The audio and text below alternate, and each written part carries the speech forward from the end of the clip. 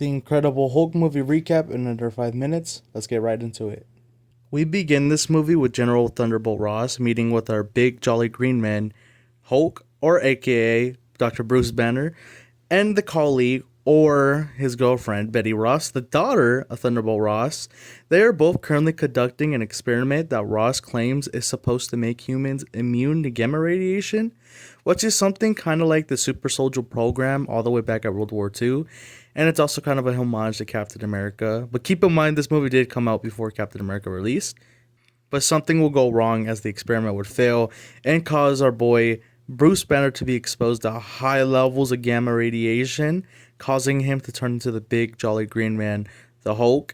If enraged or if Bro's heart rises above 200, I don't know if they do that anymore in the future movies, but he will become the Hulk. And this dude would destroy the lab, injure the general and Betty and others outside, and this would cause our boy to become a fugitive.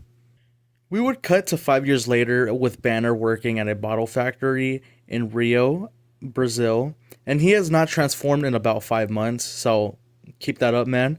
He trains in yoga, breathing techniques, and collaborating with a user called Mr. Blue. But he's been doing all this to cure his condition, becoming a big giant green angry creature is not really good for your social life or anything else in life because that explains a lot.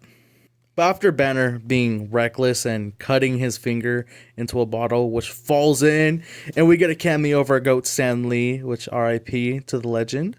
But Thunderbolt Ross would use to track Banner's overall location because he wants to use the Hulk as a weapon, which is just, dude, you can't control him, but hey, he'll learn the hard way. After Ross finds Bruce Banner's location, he will send his special forces team, led by Emily Blonsky, to capture the Hulk.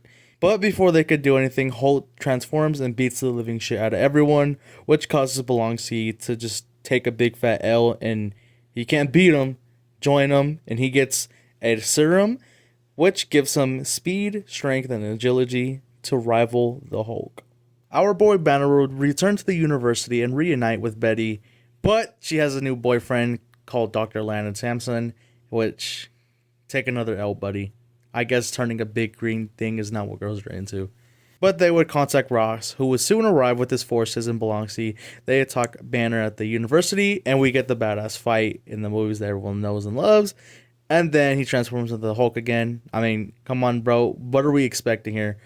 Blonsky, whose judgment is impaired by the serum, attacks and mocks the Hulk, with the Hulk severely injuring Blonsky and the serum allowing him to heal quickly. Betty is almost killed, Father of the Year, by the way, in a military fire and is saved by the Hulk, who flees with Betty and eventually reverts back to Banner because she's kind of I would say, a calming thing for him to chill the hell out.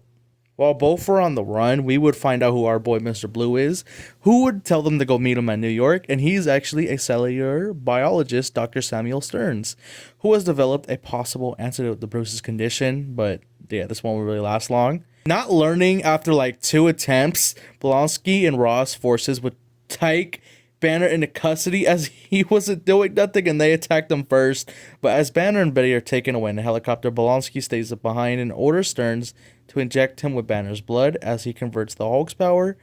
The experiment mutates Blonsky into the Abomination, a monstrous creature just not looking as cool as the Hulk and just kind of looking a little goofy, but this is 2008, so we don't judge well.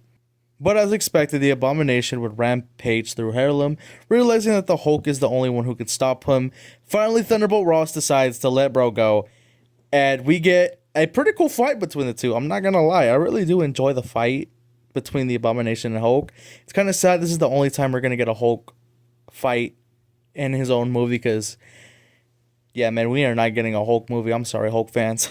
But the battle would come to an end as Hulk battles and defeats the Abomination by nearly strangling him to death. But Betty here would eventually convince Hulk not to do it. But Abomination would get arrested and they would flee to New York. A month later, Banner is in British Columbia where he practices transforming in a controlled manner. But again, this will not last very long, so what's even the point in training? But we see our dude, our man, the myth, the legend, Tony Stank in the post-credit scene.